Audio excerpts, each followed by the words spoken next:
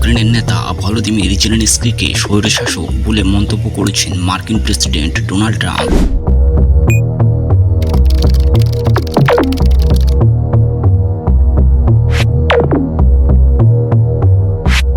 এর মাধ্যমে জেলেনস্কির সঙ্গে ট্রাম্পের ব্যক্তিগত বিভেদও আরও বাড়ল। এতে রাশিয়া ইউক্রেন যুদ্ধ বন্ধের যে প্রচেষ্টা চলছে তার উপরও প্রভাব পড়তে পারে। যুক্তরাষ্ট্র ইউক্রেনকে তহবিল ও অস্ত্র দিয়ে সহায়তা করছে, কিন্তু ট্রাম্প সরকার ক্ষমতায় আসার পর থেকেই যুক্তরাষ্ট্র হঠাৎ নীতির পরিবর্তন করেছে এবং ট্রাম্প মস্কোর সঙ্গে আলোচনাও শুরু করেছে।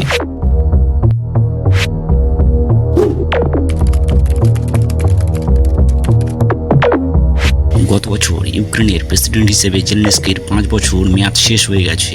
এ নিয়ে নিজের সামাজিক মাধ্যমে প্রেসিডেন্ট ডোনাল্ড ট্রাম্প বলেছেন, নির্বাচন ছাড়া একজন স্বৈরশাসক জেলেনস্কির দ্রুত পদক্ষেপ নেওয়া উচিত, না হলে তার আর কোনো উদ্দেশ্য থাকবে না।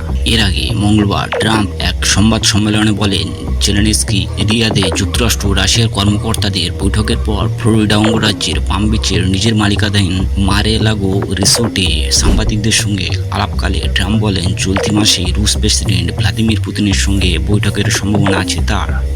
তিনি আরও বলেন, তিনি মনে করেন যে রাশিয়া ইউক্রেন যুদ্ধ শেষ করার ক্ষমতা তার রয়েছে।